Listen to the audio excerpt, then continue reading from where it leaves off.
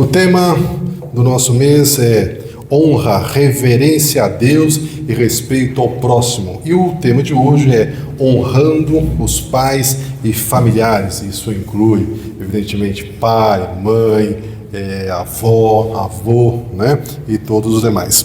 Juízes capítulo 13, a partir do versículo 1, diz o seguinte: os israelitas voltaram a fazer o que Deus reprova, e por causa disso o Senhor os entregou nas mãos dos filisteus durante 40 anos.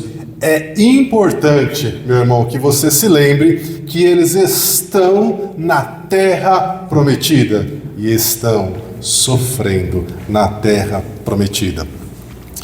Certo homem de Zorá, chamado Manoá, ele era da tribo de Dan, tinha uma mulher que não podia ter filhos. Certo dia, o anjo do Senhor apareceu a ela e lhe disse: você é estéril, você não tem filho, mas você engravidará e dará à luz um filho. Ei, Jesus, que bênção! Só quem quer ter filho e não pode ter filho, não consegue ter filho, consegue imaginar como essa notícia é maravilhosa. Versículo 4. Todavia, tenha cuidado, não beba vinho, nem outra bebida fermentada, não coma nada impuro, e não se passará navalha na cabeça do seu filho que vai nascer, porque esse menino será nazireu. Daqui a pouco eu vou explicar o que é nazireu. Esse menino será consagrado a Deus desde o seu nascimento, e ele iniciará a libertação de Israel das mãos dos filisteus. Versículo 6. Então a mulher foi contar tudo ao seu marido. Ela disse: um homem de Deus veio falar comigo, e ele era como um anjo do Senhor, de aparência impressionante. Não perguntei o nome dele e nem de onde ele tinha vindo, mas ele me assegurou. Ele disse: você engravidará e dará à luz um filho. Todavia, não beba vinho nem outra bebida fermentada, e não coma nada impuro, porque o menino será nazireu, consagrado a Deus desde o nascimento até o dia da sua morte.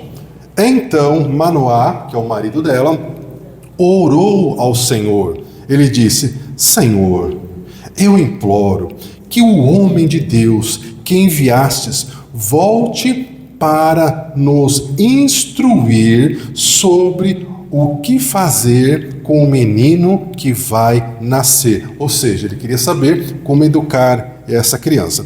Versículo 9.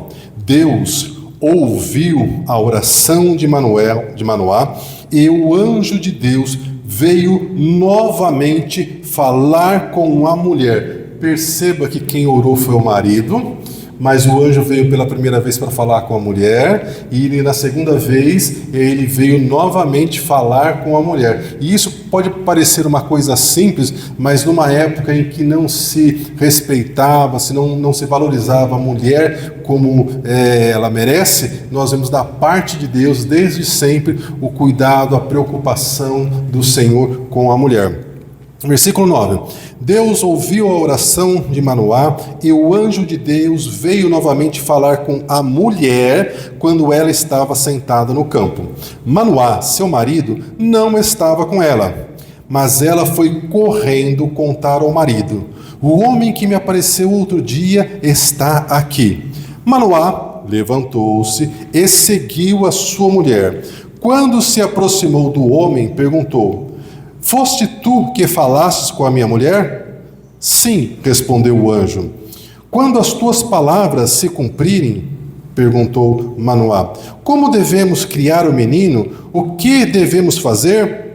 O anjo do Senhor respondeu: sua mulher terá que seguir tudo o que eu lhe ordenei. Ela não poderá comer nenhum produto da videira, que é do pé da uva, nem vinho ou bebida fermentada, nem comer nada que é impuro. Terá que obedecer a tudo o que lhe ordenei. Manoá disse ao anjo do Senhor: gostaríamos que ficasse conosco, queremos oferecer-te um cabrito. O anjo do Senhor respondeu: se eu ficar, não comerei. Mas se você preparar um holocausto, ou seja, um sacrifício, ofereça ao Senhor. Manoá não sabia que ele era o anjo do Senhor. Então Manoá perguntou ao anjo do Senhor: qual é o teu nome, para que te prestemos homenagem quando cumprir a tua palavra? O anjo respondeu: por que pergunta o meu nome? Meu nome está além do teu entendimento.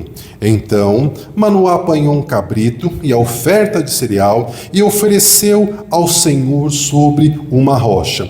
E o Senhor fez algo estranho enquanto Manoá e sua mulher observavam.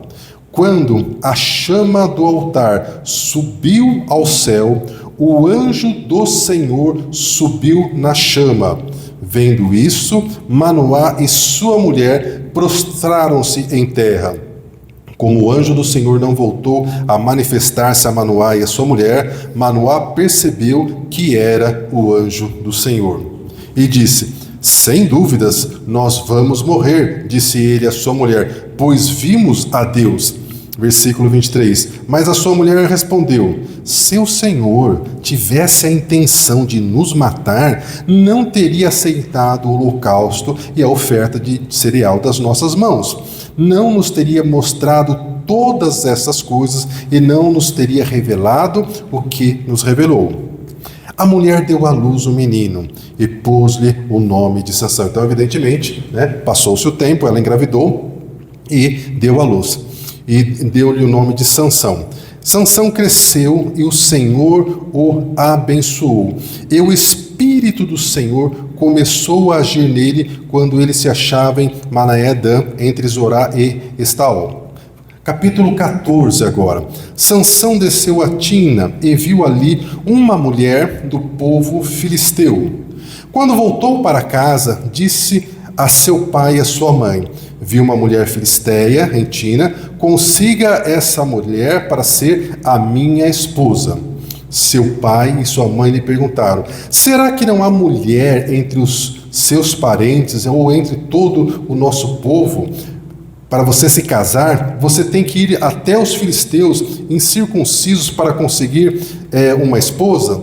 Sansão, porém, disse ao seu pai: consiga para mim, pois é ela que me agrada. Misericórdia, Jesus. Bem, essa história, meus irmãos, é uma história muito impressionante, muito forte, porque fala de uma mulher, de um casal que não podiam ter filhos. O anjo do Senhor que aparece aqui, ele é uma tipificação do próprio Senhor Jesus, que apareceu até eles e disse que ela iria engravidar porque ele tinha um propósito, uma missão para aquela criança, que era libertar o povo de Israel, e colocou algumas condições, que ela, a mãe, precisaria já deixar de ter algumas atitudes, de comer algumas coisas, e disse que o filho que iria nascer seria um nazireu.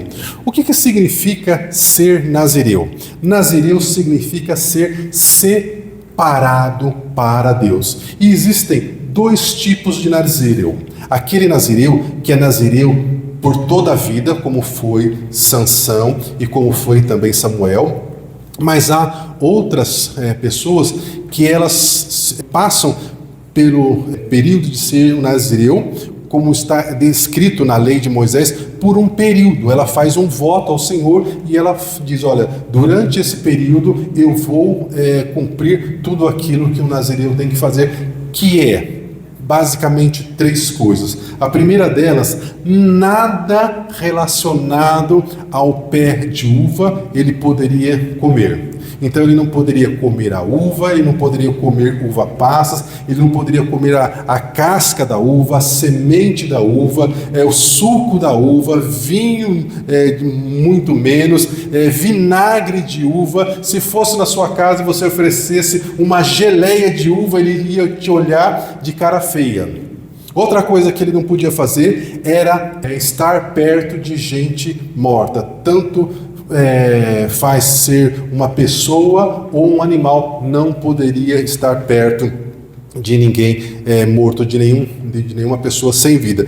Uma terceira coisa que ele não poderia fazer era cortar o seu cabelo, porque o cabelo era um símbolo da pessoa que era um nazireu ou que estava fazendo um voto de nazireu. Então, se acontecesse do nazireu, por qualquer motivo, ele quebrar alguma dessas regras, ele tinha toda uma coisa que ele tinha que fazer. Então ele tinha que procurar o sumo sacerdote, dizer para ele que ou ele era nazireu desde o nascimento, ou que ele tinha feito um voto, ou ele se aproximou de um cadáver, ou ele comeu sem querer alguma coisa do pé de uva.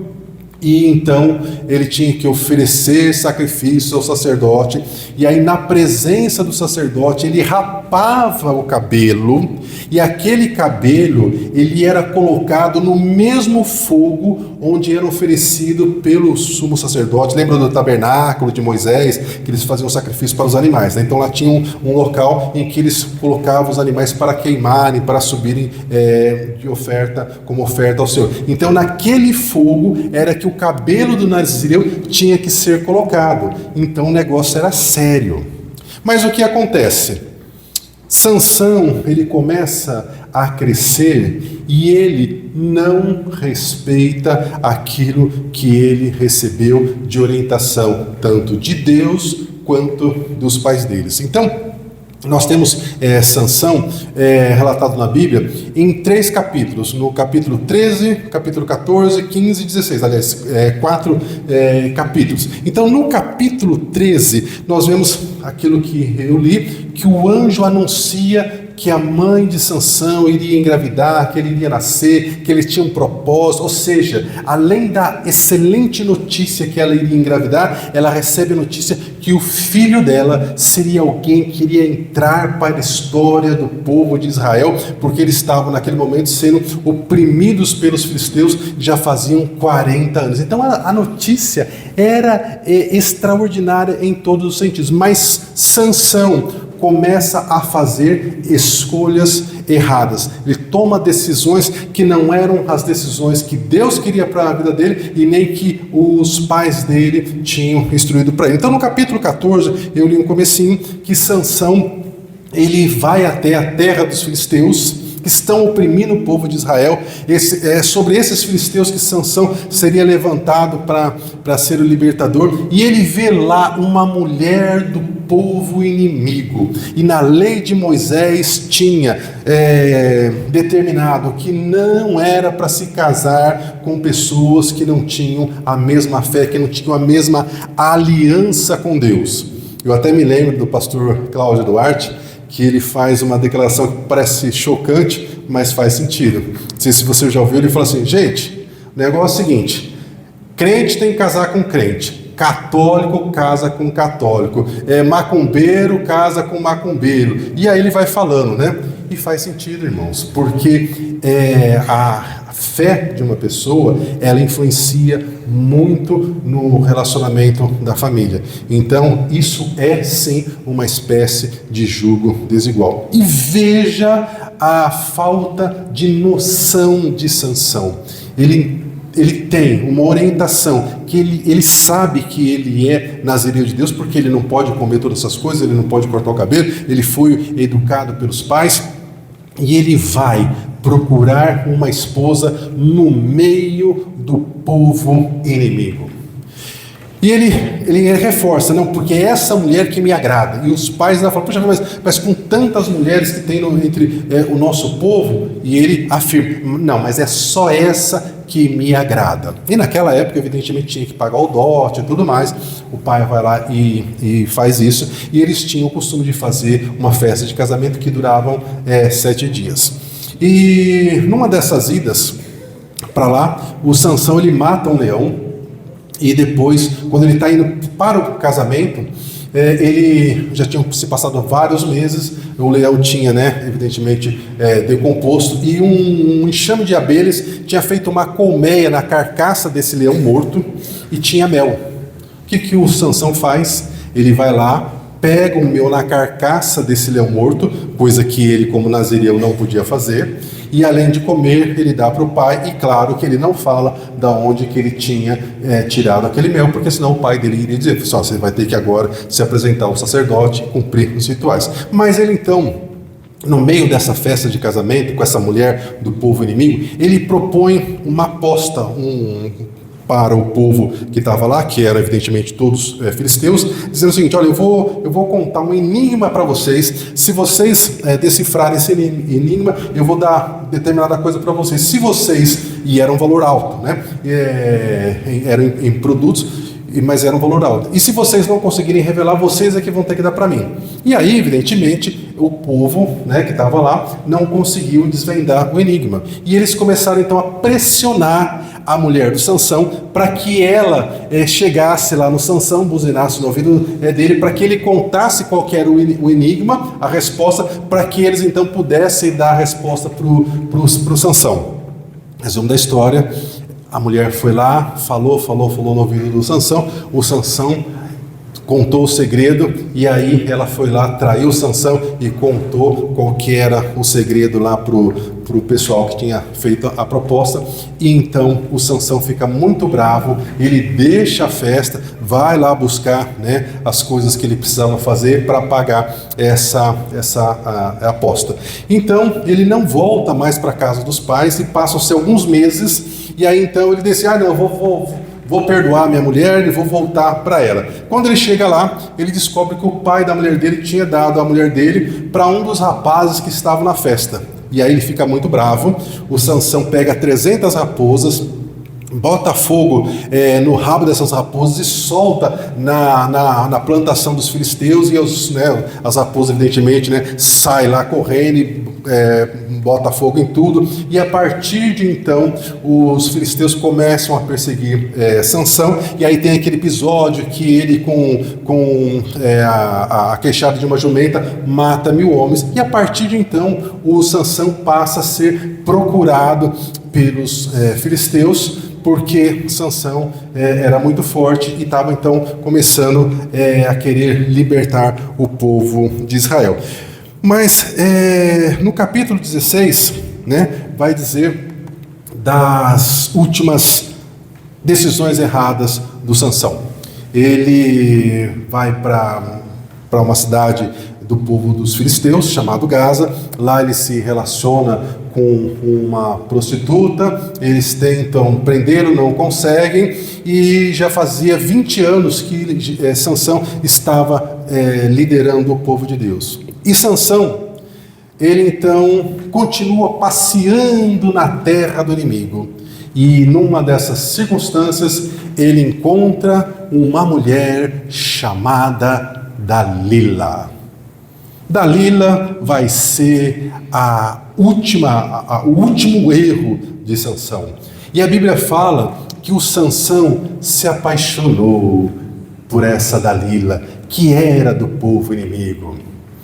E aí então, quando o povo dos filisteus ficaram sabendo que Sansão estava tendo nesse caso de amor com a Dalila, procuraram a Dalila e disseram: olha, seduza o Sansão, dá um jeito aí, faz o que você achar que tem que fazer, mas faça com que ele nos conte da onde que vem a força dele, porque nós queremos prender o Sansão.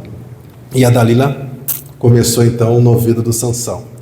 E o Sansão então, de tanto ela falar no ouvido dele, ela faz com que ele fale, da onde que vinha a força dele. Só que nesse episódio, ele não fala a verdade. Ele falou para ela o seguinte: olha, se eu for amarrado com 7 tiras de couro, eu vou perder a minha força. E aí a Bíblia fala que ela então coloca os filisteus escondidos, amarra o Sansão, provavelmente quando ele está dormindo, e aí ela grita: Sansão, os filisteus estão vindo, provavelmente para saber se era verdade e para não expor os filisteus que estavam esperando lá para prender o Sansão. E o Sansão, evidentemente, se livra. E aí ela faz todo um drama: você não me ama, você não confia em mim, se você me amasse, você faria isso, fazer aquilo, me contaria o seu segredo. E aí então ele conta para ela: olha, se me amarrarem com cordas novas que nunca foram usadas, então eu vou perder as minhas forças. E aí ela faz a mesma coisa, ela chama os filisteus, eles ficam escondidos,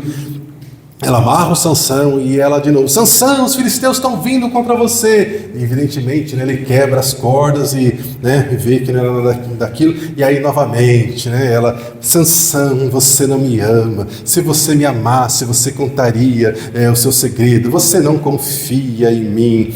E o Sansão, então, ele conta, veja que agora ele começa a entregar o jogo. Aí ele fala: se tecer com panos as minhas 7 tranças, ou seja, o cabelo dele, né, era repartido em 7 tranças, né, e prender com uma lançadeira, aí então eu vou perder as minhas forças. Então ele já começou, ele não falou a verdade, mas já chegou perto, porque ele já começou a falar do cabelo, né? E aí de novo, né, ela chamou os filisteus, deixou eles escondidos e falou: Sansão, os filisteus estão vindo contra você. E aí de novo o Sansão pegou e se libertou. E aí novamente a Dalila: você não me ama, Sansão, se você me amasse, você confiaria em mim, revelaria os seus segredos. E o tonto do Sansão contou para Dalila qual era a fonte do segredo dele, qual era o símbolo do segredo dele, que eram os cabelos que nunca tinham sido cortados.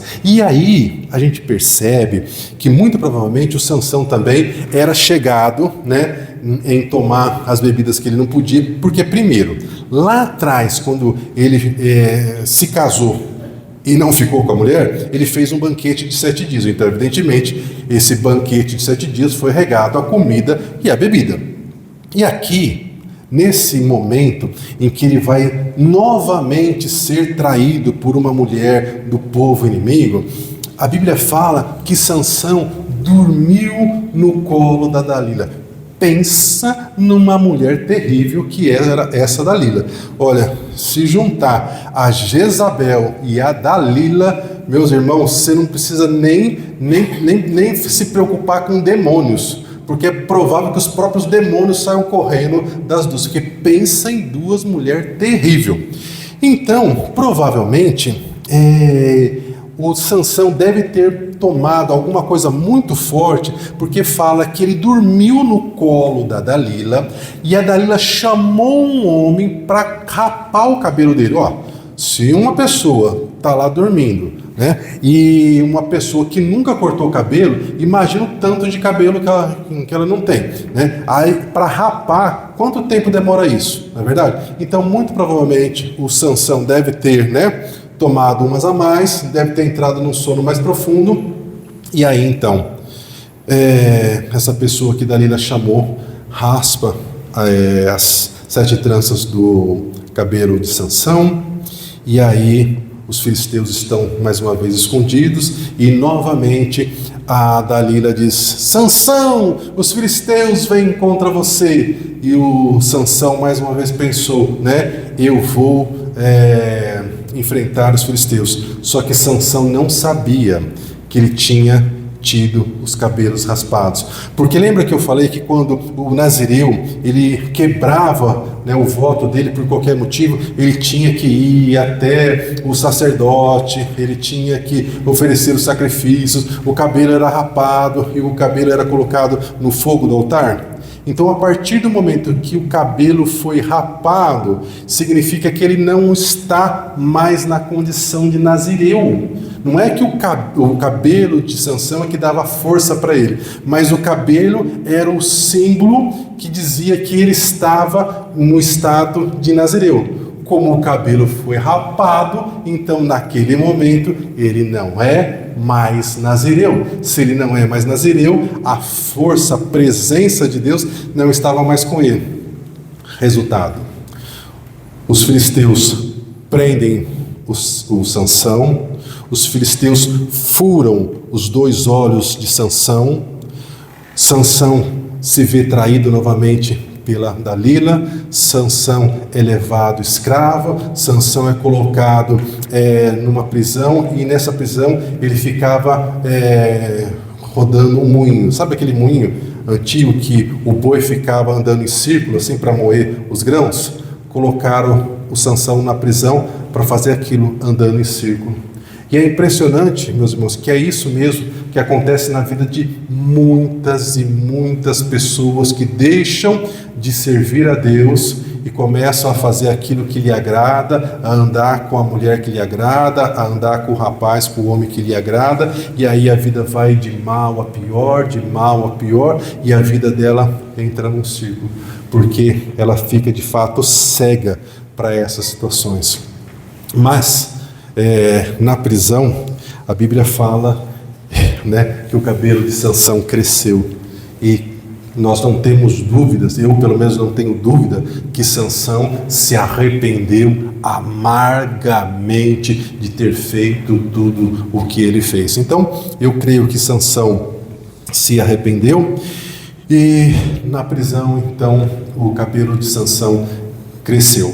E um belo dia, os filisteus fizeram uma festa, e eles foram numa espécie de templo. E os filisteus, eles não tinham um rei, eles tinham 5 príncipes que governavam todo o país deles. E esses 5 príncipes foram para essa festa, nesse templo, e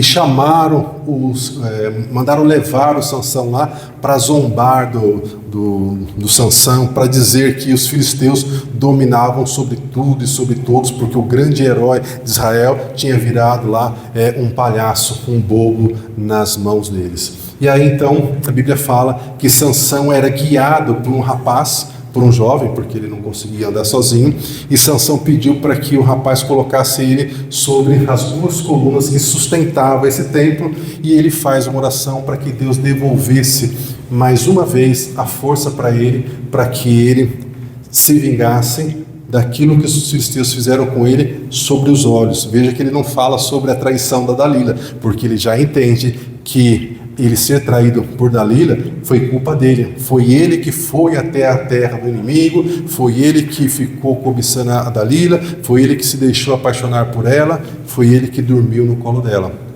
Então Deus concede força, ele derruba as 2 colunas, mesmo cego, e morrem todas as pessoas que estavam lá, o povo dos filisteus, e inclusive o próprio Sansão. E aí, meus irmãos, o que a gente precisa fazer é uma reflexão, que o Sansão, ele não perdeu a vida no dia que ele começou, no dia que ele derrubou as colunas. Ele não ficou cego no dia que furaram os olhos deles. Veja que as perdas de Sansão começaram muito antes. Sansão não conseguiu controlar o seu desejo por se relacionar com uma mulher que era do povo inimigo. Sansão perdeu o respeito pelos pais, não ouviu a orientação dos pais a respeito de não se casar com essa mulher,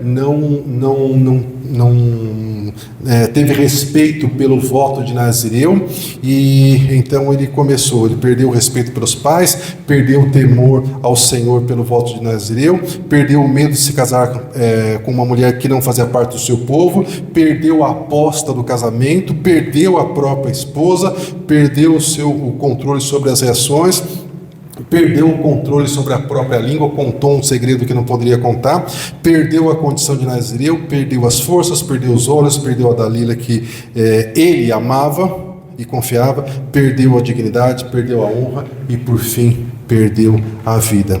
As nossas escolhas definem o nosso futuro.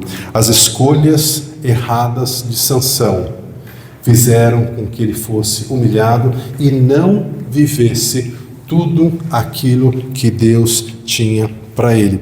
E quantos de nós sabe, conhece pessoas que poderiam estar numa situação muito melhor, mas não estão, porque em algum momento da vida começaram a fazer escolhas erradas e hoje estão na situação que estão.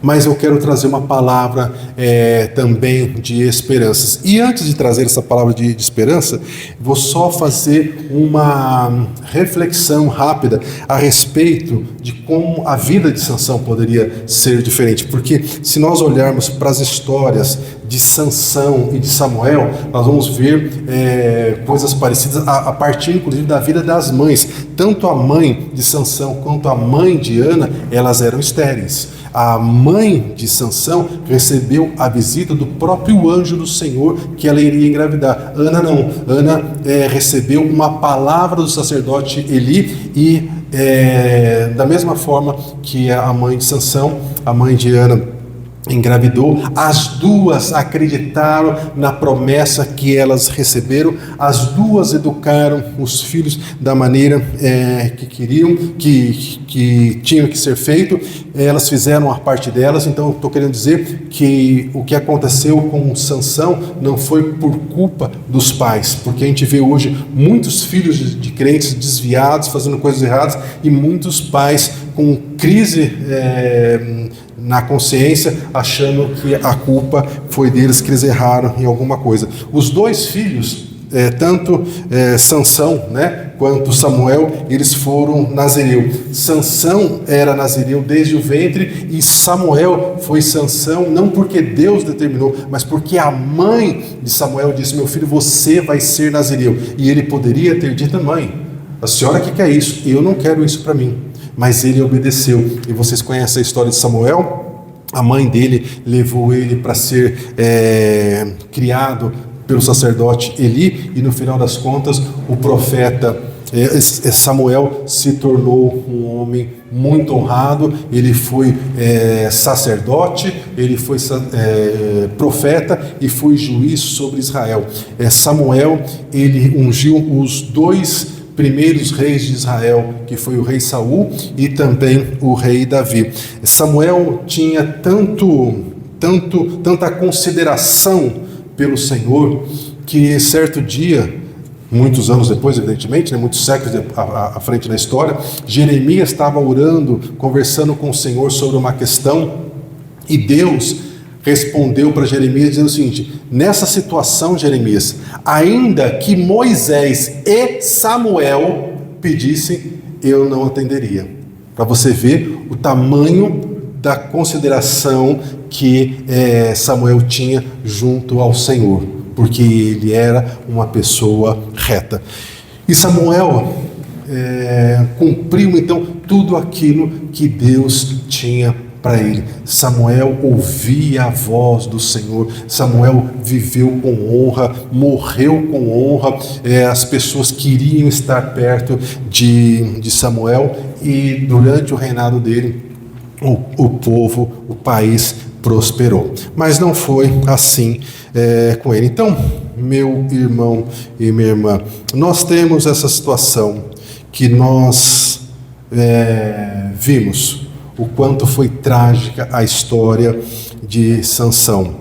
E o que ela nos ensina? O que essas histórias nos ensinam? Nos ensinam muitas coisas. A história de Sansão e Samuel se aplicam a nós hoje, porque nos ensinam que nós precisamos ter caráter e nós precisamos honrar os nossos pais. Nós precisamos ter caráter e honrar os nossos pais. Sansão, ele era forte fisicamente, mas ele era fraco no caráter. Sansão não tinha domínio próprio. Sansão não conseguia dizer não para aquilo que ele não podia fazer. Samuel não tinha força física, mas ele tinha caráter, ele tinha domínio próprio, ao contrário de Sansão, que buscava aquilo que lhe agradava. Samuel não buscou aquilo que era o melhor para ele.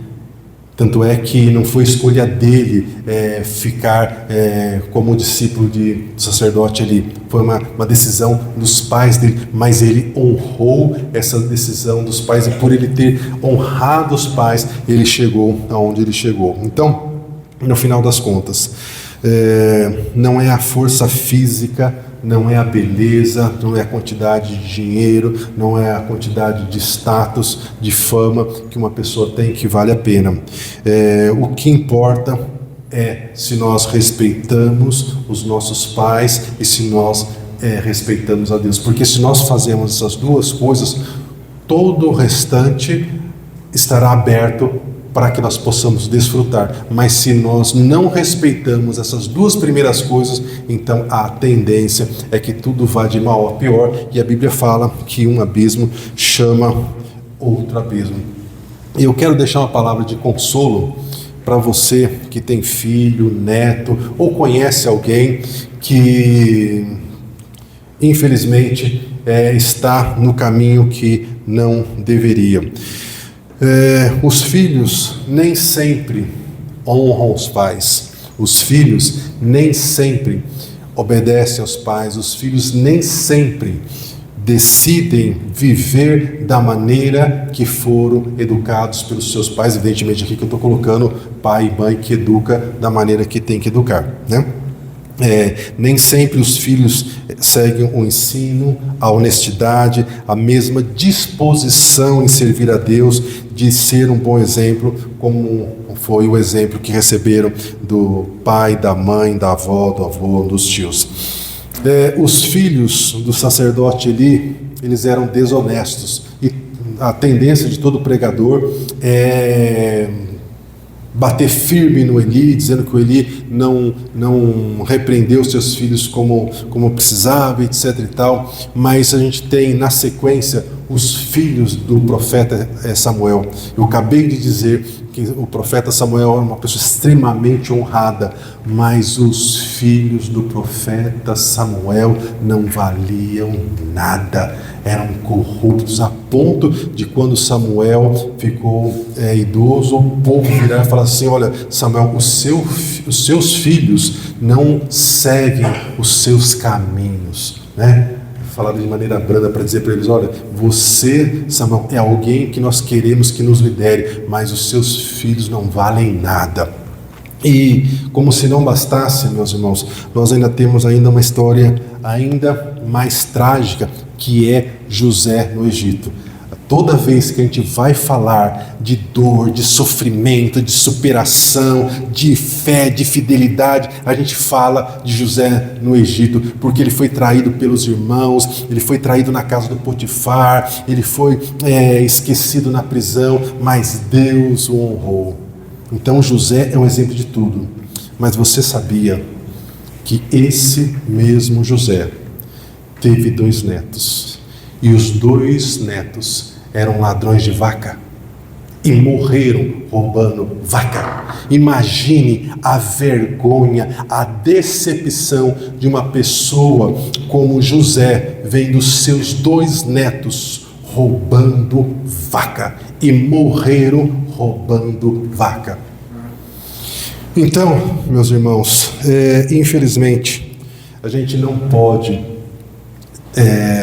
abrir a guarda, porque a gente sabe que o mundo espiritual é real, que o inimigo ele está usando as pessoas, as situações para desvirtuar as pessoas pelas quais nós amamos. E se essas pessoas, se elas não tiverem uma experiência forte com o Senhor, uma experiência real de novo nascimento, por mais que a gente fale, somente o Espírito Santo é que consegue convencê-los. Então, nem sempre os filhos reconhecem, nem sempre os filhos valorizam os sacrifícios, as lutas que você teve ou ainda tem para ajudá-los. Mas é importante que você não perca a esperança. Talvez você tenha alguém na sua família envolvido com coisas erradas, talvez esteja envolvido com crime, talvez esteja envolvido com vícios, com traições, talvez esteja envolvido com violência, talvez esteja envolvido com tantas mentiras, talvez estejam envolvidos em situações que você diga: ele nunca vai ser uma pessoa de Deus, nunca vai se converter, nunca vai mudar de vida. Mas nós precisamos lembrar que Deus é o Deus do impossível. Nós temos uma promessa que nós e a nossa casa serviremos ao Senhor. Meu irmão, minha irmã, talvez para alguma das pessoas pelas quais nós estamos orando por salvação, por libertação, talvez tenha que acontecer com essa pessoa a mesma coisa que aconteceu com Sansão, que precisou que furassem os olhos dele para que ele então entendesse que ele precisa se entregar nas mãos do Senhor, porque fazer aquilo que dá prazer vai levar à morte, à vergonha, à humilhação. Então, eu sempre me lembro também do ladrão na cruz. O ladrão na cruz, ao lado de Jesus, estava lá nos últimos suspiros de vida, mas ele disse: Senhor, lembre-se de mim. E o Senhor Jesus disse: hoje mesmo estarás comigo no paraíso. Então, não importa a situação, por mais difícil que aquela pessoa está vivendo, continue a orar, continue a interceder, a dizer: Senhor, é meu filho, é meu neto, é meu marido, é minha esposa, é meu irmão, é meu tio, seja lá quem for, apresente, continue a apresentar, continue a aclamar, e no tempo certo Deus vai alcançar essa pessoa. Mas nós precisamos lembrar que a palavra fala que Jesus está à porta e bate. A pessoa precisa abrir a porta para que o Senhor Jesus entre. E muitos, embora estejam ouvindo a voz do Senhor, não abrem a porta do coração para que Deus entre, para que Deus mude a vida. E então o Senhor vai esperar até que o inimigo faça aquilo que Deus não quer que aconteça na vida dela, mas que ela se entregou, como no caso de Sansão, de ser humilhado, de ficar cego, de ser colocado numa situação que realmente só Deus poderia transformar. Honrar pai e mãe está escrito na lei de Moisés, foi retificado no Novo Testamento, e não é apenas um conselho ou uma sugestão, é um princípio, é uma ordem dada por Deus. A família é uma instituição sagrada, criada por Deus, para ser a base de amor, de proteção e de ensino sobre como viver, sobre como respeitar as pessoas. E para isso nós precisamos honrar pai e mãe. Honrar os pais é muito mais do que apenas obedecer. É sobre ouvir, sobre respeitar, sobre valorizar a experiência e o cuidado que os pais têm pelos seus filhos. Nós sabemos que muitas vezes os conselhos dos pais podem parecer desnecessários ou fora de moda, mas os pais, a mãe, a avó, elas têm uma visão maior, têm um discernimento, porque tem mais experiência e conseguem enxergar coisas que por vezes você não consegue enxergar. Sansão escolheu desonrar seus pais e seguir os seus próprios caminhos, e isso o levou a um final trágico. Samuel, por outro lado, honrou seus pais e viveu uma vida maravilhosa. Honrar é mostrar respeito, e quando criança, isso significa de fato fazer tudo aquilo que os pais mandam. O filho não pode fazer apenas aquilo que lhe agrada. O adulto não pode fazer apenas aquilo que lhe agrada. O marido e a esposa não pode cada um fazer apenas aquilo que lhe agrada. E hoje nós temos muitos casamentos de jovens casais em crise, porque cada um dos cônjuges quer fazer apenas aquilo que lhe agrada. Honrar é mostrar respeito. Quando adulto, nós precisamos entender que nós precisamos respeitar os conselhos dos nossos pais, mesmo já sendo adultos. E quando os nossos pais estão idosos, é nossa responsabilidade cuidar e ajudar dos nossos pais. Cuidar dos pais no fim da vida é uma forma de demonstrar amor. A Bíblia fala que quem não cuida dos seus é pior que o ateu e negou a fé. Olha que palavra direta, sem cera, né? Quem não cuida da sua família é pior do que o ateu e negou a fé. Pode vir no culto domingo após domingo, mas se não cuida da sua família, porque está atrás daquilo que lhe agrada, você infelizmente está com seus olhos e seu coração completamente desvirtuados daquilo que é a sua missão. Os irmãos louvores, se quiserem voltar, eu já estou encerrando. A honra aos pais e familiares também se manifesta através do nosso perdão.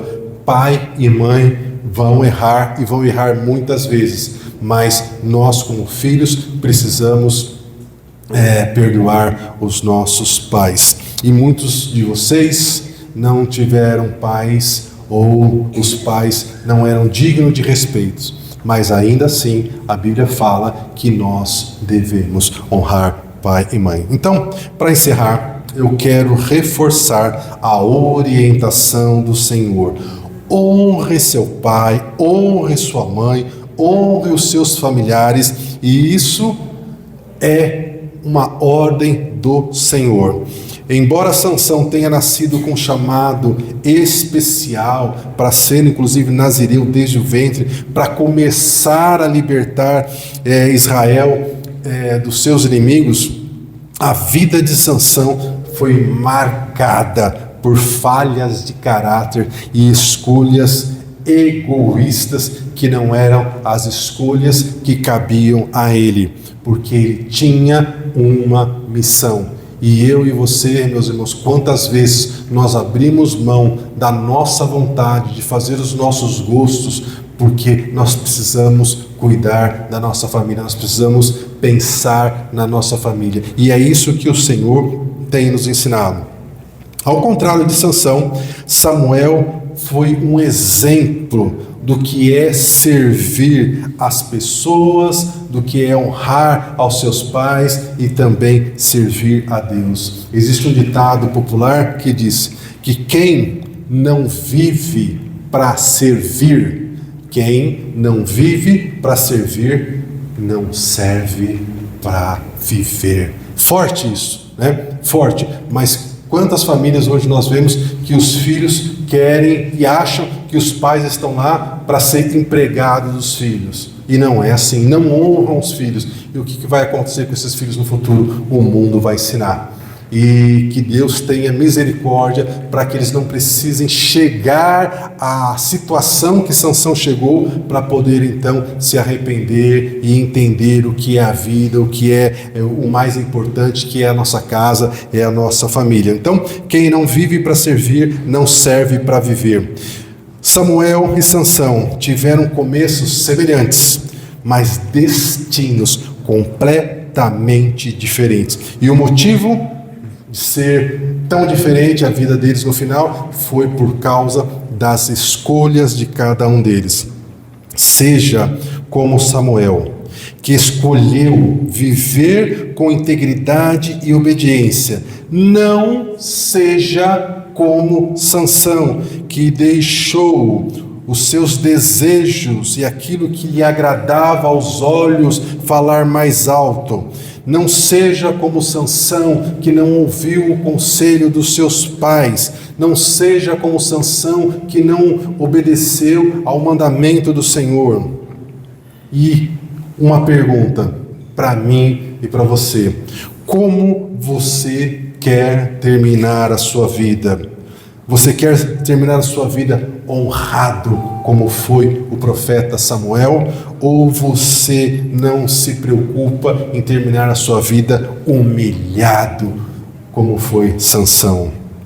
Honrar pai e mãe molda o seu futuro, e a decisão de quem você será está nas suas mãos.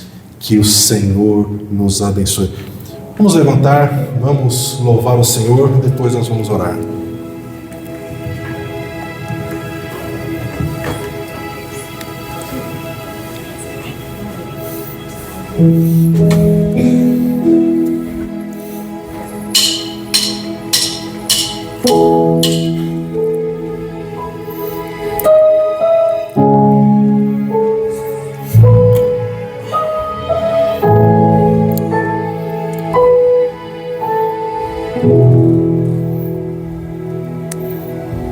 Jesus, quero declarar teu nome sobre toda a mente e coração. Você que existe paz em tua presença. Amo Jesus.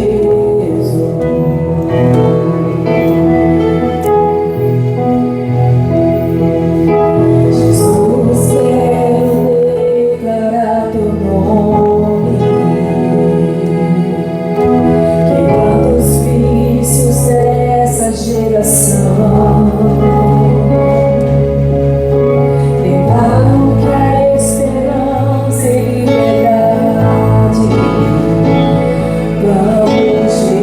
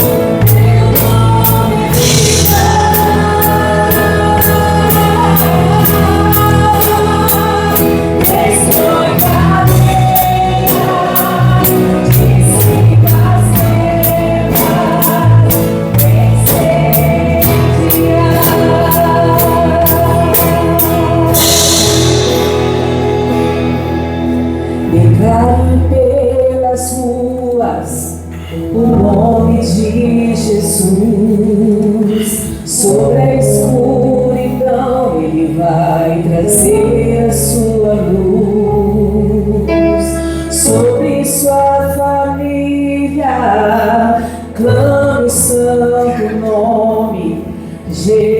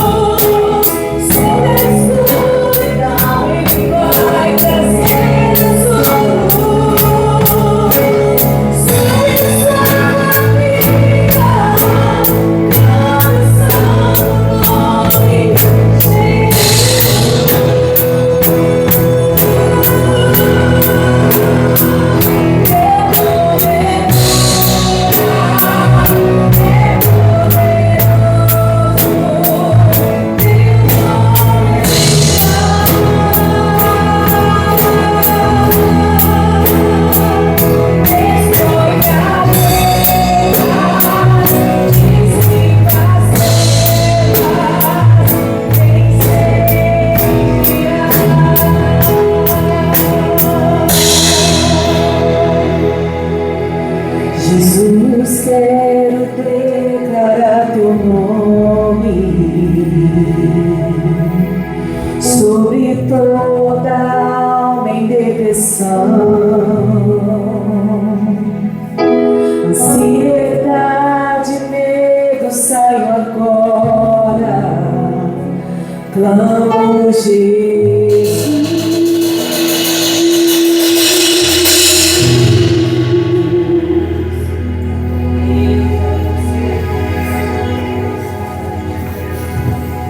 Irmãos, feche seus olhos, lembre-se agora das pessoas pelas quais você tem clamado por salvação, tem clamado por libertação. Apresente ao Senhor mais uma vez cada uma dessas pessoas, porque nós cremos que o Senhor é a cura, o Senhor é a libertação, e da mesma maneira que nós fomos alcançados pelo Senhor, essas pessoas também serão alcançadas. Oh Pai amado, Senhor, oh Pai, nós nos colocamos diante do Senhor, Pai, nos lembrando de cada uma das pessoas pelas quais nós temos orado, que nós temos clamado, que nós temos chorado, Senhor, porque estão presas nos vícios, no crime, naquilo que não convém a elas, Pai. Oh Senhor, embora alguns deles estejam numa situação que pareça impossível uma reversão, que pareça impossível a conversão, nós cremos na Tua palavra, porque o Senhor disse que nós e a nossa casa serviremos ao Senhor. Então nós continuaremos a clamar por essas pessoas, para que o Senhor as alcance, da mesma maneira que o Senhor foi ao encontro de Paulo naquele lugar, Pai, e se revelou a ele, e ele caiu, e ele ficou cego, mas depois voltou a enxergar. Nós cremos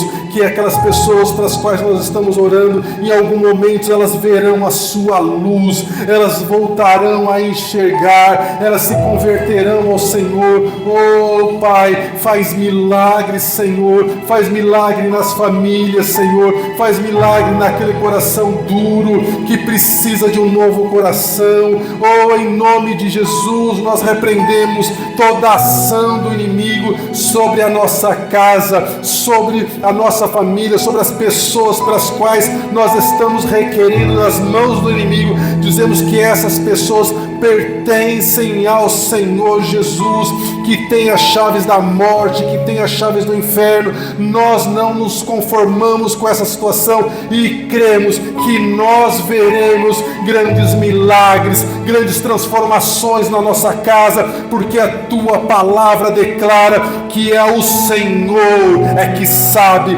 os planos e pensamentos que o Senhor tem para cada um deles, e são planos e pensamentos de paz, para dar um futuro, para dar esperança, livre das garras do inimigo, livre do reino das trevas, livre dos vícios, livre de tudo aquilo que não convém. Oh, em nome de Jesus, em nome de Jesus, oh Espírito Santo, entra na nossa casa, entra na nossa família, entra no coração das pessoas para as quais nós estamos clamando, entra no coração dos nossos irmãos que estão tão desanimados, que estão tristes, abatidos com problemas e com circunstâncias, mas que o Teu Espírito Santo os lembre que é o Senhor que dá a última palavra. Oh, nós cremos que nós viveremos tudo aquilo que o Senhor tem para cada um de nós, e nós rendemos o nosso coração em gratidão ao Senhor, porque o Teu grande amor nos alcançou, e da mesma maneira que nós fomos alcançados, que nós jamais imaginávamos estar onde estamos, que nós jamais imaginávamos chegar aonde chegamos, porque se nós estamos aqui, é porque até aqui o Senhor tem nos ajudado, o Senhor tem nos preservado, o Senhor tem nos livrado de toda a investida do inimigo. Oh, em nome de Jesus, oh meu irmão, minha irmã, receba do Senhor uma palavra fresca, que alegre o seu coração, que volte a te dar a esperança, que não faça você ficar com os olhos apenas nas circunstâncias que são contrárias, que os teus olhos estejam fixos no Senhor, porque o Senhor é o que ressuscita aquele que está morto, que dá vida àquele que não tem vigor, que faz aquilo que para nós é impossível, e nós cremos que nós daremos grandes testemunhos, porque o Senhor é que vai à nossa frente.